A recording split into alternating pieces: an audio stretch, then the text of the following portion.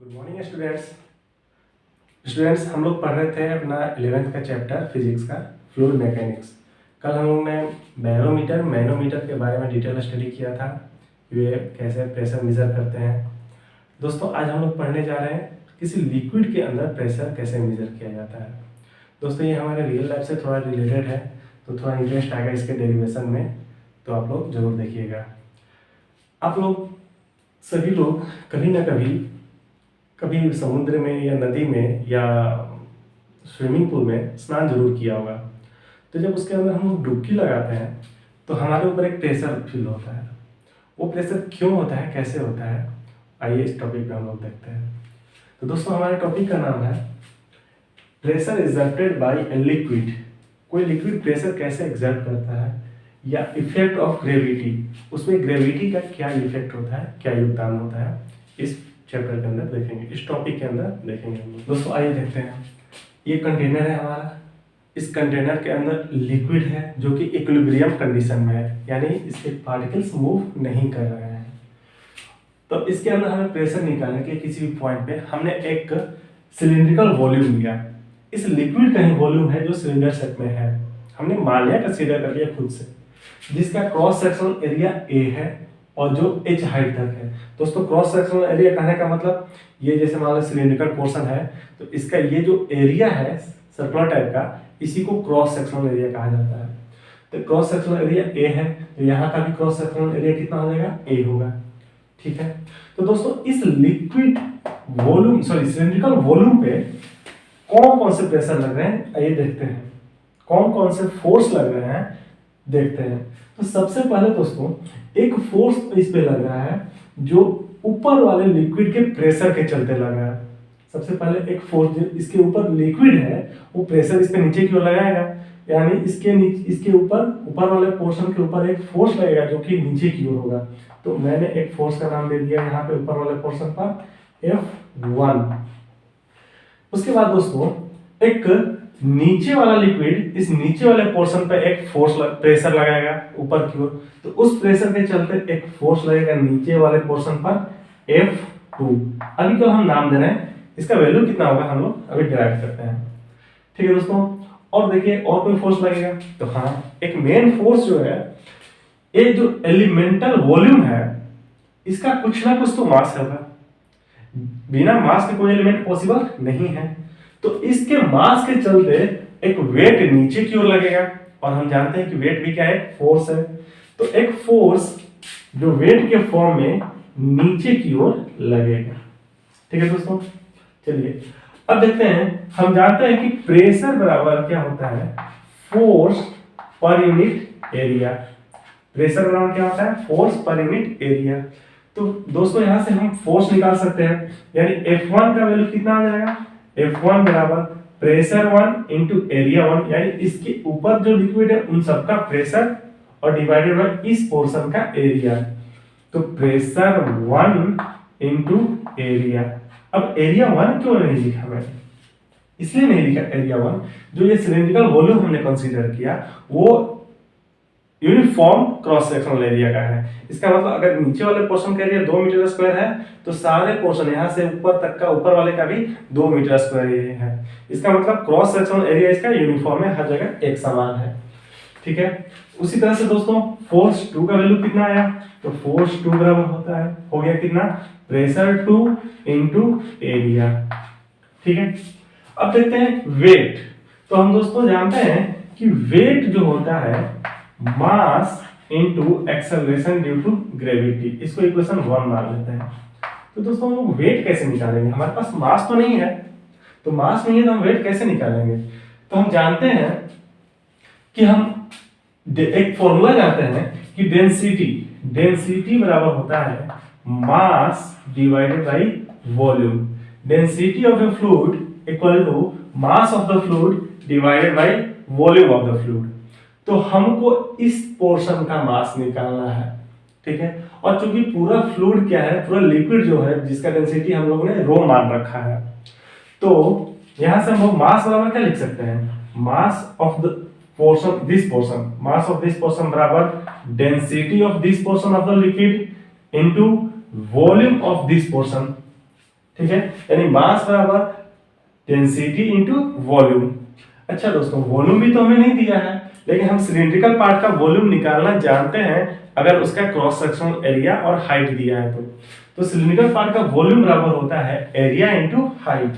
तो वॉल्यूम बराबर क्या होता है, एरिया इंटू हाइट। तो इस वॉल्यूम के वैल्यू को हम इसमें रखेंगे तो हमारा मास इक्वल टू क्या हो जाएगा, रो ए एच। मास बराबर क्या हो जाएगा हमारा, रो ए एच। रो क्या है, डेंसिटी, ए क्या है, क्रॉस सेक्शनल एरिया, एच क्या है, तो height of the cylindrical portion. ठीक है, तो दोस्तों इसको इक्वेशन अगर हम 2 मान लें तो from equation 1 and 2, from equation 1 and 2, equation 1 और 2 से निकल कर क्या आएगा हमारा, तो वेट बराबर हो जाएगा mass into acceleration due to gravity. तो मास के जगह पे हम दोस्तों क्या रखेंगे, डेंसिटी, एरिया, हाइट। तो मास की जगह पे डेंसिटी, एरिया टू हाइट, और जी, तो जी की जगह पे एक्सेलरेशन ड्यू टू ग्रेविटी। यानी जो वेट लग रहा होगा इस लिक्विड का खुद के मास के चलते, वो कितना होगा, density of that liquid, cross sectional area of this portion, height of this cylindrical portion and acceleration due to gravity, जिसका वैल्यू कितना होता है 9.81। ठीक है दोस्तों, अब हम डिटेल्स में इन तीनों फोर्स के बारे में करेंगे और इसका डेरिवेशन निकालेंगे कि इस पे कितना प्रेशर या कितना फोर्स लगेगा। ठीक है दोस्तों, तो इसके लिए मुझे इसको रफ करना होगा, और रफ करने के लिए क्योंकि मैं इधर लिख नहीं पाऊंगा, तो दोस्तों आप लोग स्क्रीनशॉट लेना चाहें तो ले सकते हैं। ठीक है, तो मैं रफ करता हूँ। हाँ तो दोस्तों, उस सिलिंड्रिकल एलिमेंट पे जो हमने कंसीडर किया था, कौन कौन से फोर्स लग रहे हैं, 3 फोर्स लग रहे हैं। क्यों लग रहा है मैंने लिख दिया। सबसे पहला फोर्स F1 बराबर pressure 1 into area acting vertically downward on the top face of the column. P1 is the pressure of the liquid on the top face of the column. जो हमारा सिलिंड्रिकल कॉलम था उस पे सबसे पहला force F1 जो लग रहा था, नीचे की ओर लग रहा था, जिसका वैल्यू कितना था, प्रेशर 1 इनटू एरिया। अब प्रेशर 1 क्या है, तो ये लिक्विड जो है इस फर्स्ट टॉप फेस पे जो फोर्स लगाएंगे, प्रेशर लगाएंगे, वही है P1। उसी तरह से दोस्तों फोर्स F2 बराबर P2 into A acting vertically upward on the bottom face of the cylindrical column.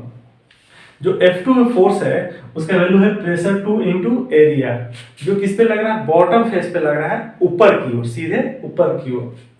P2 is the pressure of the liquid on the bottom face of the column. दोस्तों P2 क्या है, तो इस liquid के चलते, पूरे liquid के चलते इसके बॉटम कॉलम पे जो फोर्स प्रेशर लग रहा था वही है P2। तीसरा फोर्स है हमारा वेट। वेट बराबर मास इनटू, थोड़ा सा मेरे से ये मिट गया, मैं इसको सही कर दे रहा हूं।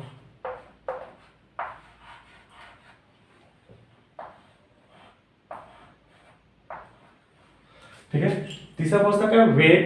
Wait is equal to mass into gravity, और इसी को हमने मास का वैल्यू क्या लिखा था, रो ए एच, और जी तो पहले से है, यानी वेट बराबर mg equal to density into acceleration into gravity into area into height of the cylindrical column of the liquid acting, दोबारा हो गया, of the liquid acting vertically downward. तो सिलिंड्रिकल कॉलम का जो वेट होगा वो कितना होगा, density into g into area into height, जो किधर की ओर लगेगा, सीधे नीचे की ओर लगेगा। अब दोस्तों चलते हैं मेन डेरिवेशन। आप स्क्रीनशॉट लेना चाहें तो ले लीजिए इसका स्क्रीनशॉट। तो एक फोर्स F1, एक फोर्स F2, याद रखिएगा दोस्तों, F1 नीचे की ओर, F2 ऊपर की ओर, और वेट, तो वेट तो हमेशा किधर की ओर लगता है, सीधे नीचे की ओर लगता है। तो दोस्तों आइए डेरिवेशन करते हैं। हम जानते हैं कि ये बॉडी, ये वाटर कैसे था, इक्विलिब्रियम पोजीशन में था, तो ये एलिमेंट भी क्या होगा, इक्विलिब्रियम पोजीशन में। तो कोई भी चीज, कोई भी एलिमेंट इक्विलिब्रियम पोजीशन में कब होता है, तो जब उस पे लगने वाले सारे फोर्सेस का एडिशन 0 हो जाए। इसका मतलब इस पे कौन कौन सा फोर्स लग रहा है, 3 फोर्स। तो फॉर इक्विलिब्रियम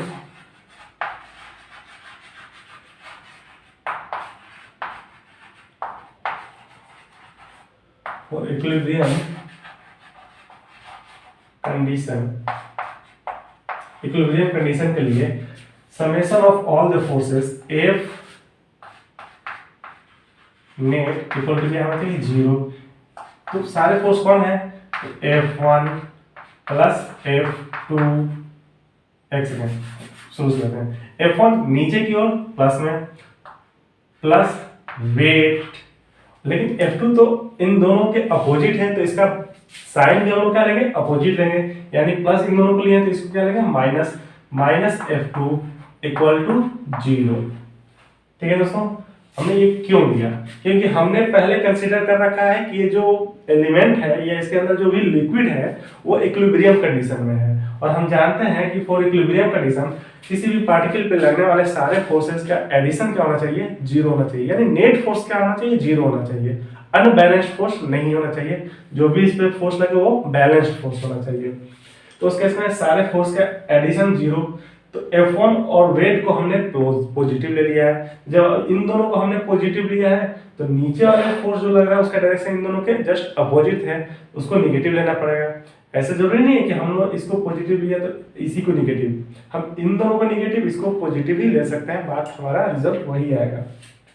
तो दोस्तों अब हम लोग F1 की जगह पे क्या लिखेंगे, तो हम जानते हैं पहले भी ड्राइव कर चुका हूं कि प्रेशर बराबर होता है फोर्स पर यूनिट एरिया, उसी तरह से फोर्स 1 बराबर क्या हो जाएगा, प्रेशर 1 इनटू एरिया। तो हम F1 की जगह पे क्या रख देंगे, pressure 1 into area plus weight, तो वेट की जगह पे हम लोगों ने क्या ड्राइव किया था, रो ए जी एच। रो क्या है, density of whole liquid, area क्या है ये क्रॉस सेक्शनल एरिया, जी क्या है एक्सेलरेशन ड्यू टू ग्रेविटी, जिस एक्सेलरेशन से अर्थ हमें खींचती है, और एच क्या है इस एलिमेंट जो हमने एलिमेंट कंसीडर किया उसका हाइट, और माइनस F2 की जगह पे तो pressure 2 into area equal to 0।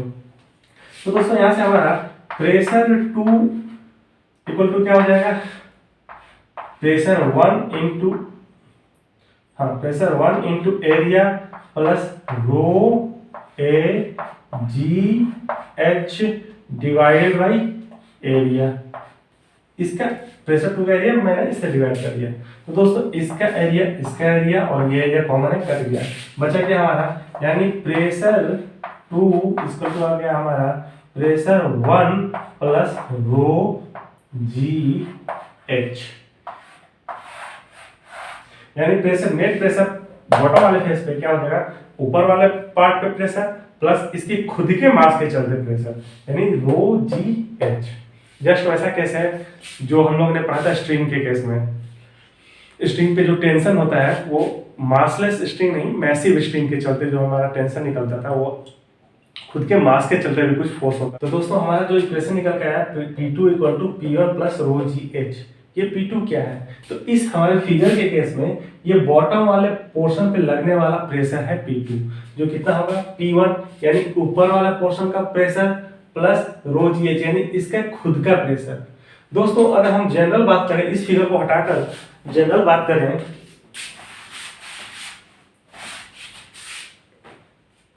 तो मान लीजिए कोई वाटर मॉलिक्यूल है, वाटर एलिमेंट है, इस टाइप का वाटर मॉलिक्यूल है, वाटर एलिमेंट है,